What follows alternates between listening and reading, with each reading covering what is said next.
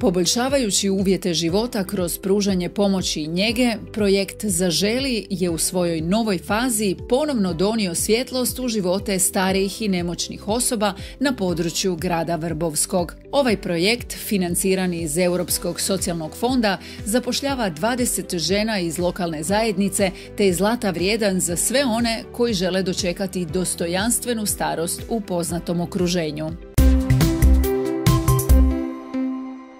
Dragi gledatelji, lijepi pozdrav. Ja sam Iva Pavletić-Crnić, a vi gledate novu epizodu televizije Vrbovsko. Projekt Zaželi u Vrbovskom od neprocjenjive je vrijednosti za starije i nemoćne osobe, omogućujući im da ostanu u svojim domovima uz potrebnu skrb i pomoć. Gradonačelniče, kako ste se odlučili na sudjelovanje u ovom projektu? Pa mi smo već jedan projekat imali koji je trajao godinu dana i zapošljavao 10 žena. Ovo je drugi dio projekta koji traje 3 godine i zapošljava 20 žena. Naravno da smo se odlučili zbog toga što je bila prilika, dobili smo novce iz Europskog socijalnog fonda i sigurno je to da će pomoć korisnicima i starijoj populaciji koje na području Gorskog kotara zaista ima puno.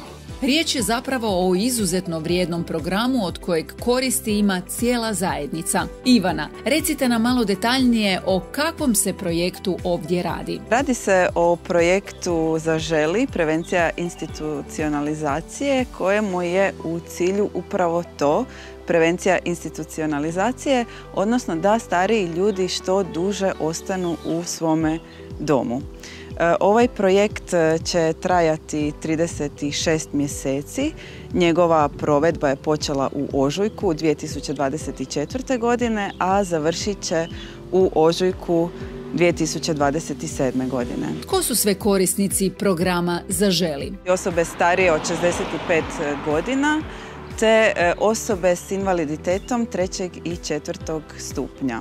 U projektu imamo 120 korisnika o kojima brine 20 žena. A koliko je njegovo trajanje? Trajanje projekta je 36 mjeseci, ali pružanje usluge korisnicima će trajati 32 mjeseca. Ovog je puta u programu uključeno 120 osoba, a među njima je i bračni par Gudac. Gospođo Anđela, recite nam kako ste se odlučili prijaviti u ovaj program? Odlučili smo se tako jer smo sami dvoje smo to. I onda nema tu ni trgovine, nemamo ništa, daleko je ništa. I mi čuli da oni da bi došli i tako se prijavili da nam donesu kruh, pa režije nam plate, pa onda malo s nama popričaju, pa nam je odmah po zimi nam drva donesu. Kako ste zadovoljni? Kakva vam je vaša gerontodomaćica? Dobra. Tako mene jako boli, a kad ih vidim onda velim da me pol prestane bol. Biti gerontodomaćica nije teško, ali posao ipak nije za svakoga. Gospođo, koliko dugo ste u ovom poslu i kako ste se vi odlučili za to? Pa bila sam prvi put kad je bilo Zaželim. Prvi projekt 6 mjeseci, prije sam nešto bila u geront, pa navikla sam sa starima ljudima, nije mi problem im dolaziti u kuću, pomoći im u kući šta im treba. Koliko često dolazite i oko čega im pomažete? Prema potrebama. Tamo gdje je više potrebe ide se 3 puta, gdje je manje 2 puta. Donosio se namirnice, idu se računi plaćati u ljekarno, počisti se, pomete, pobriše, vere se prozori, razgovara se s njima. U zimi je naravno kidanje snijega i drve koje sad ne trebamo nositi. Kakva po vama treba biti osoba koja obavlja ovaj posao? Treba razumjeti starije ljude. Oni se izjadaju, porazgovaraju, pričaju kako im je bilo, kako im je sad. Nije više kao nekad.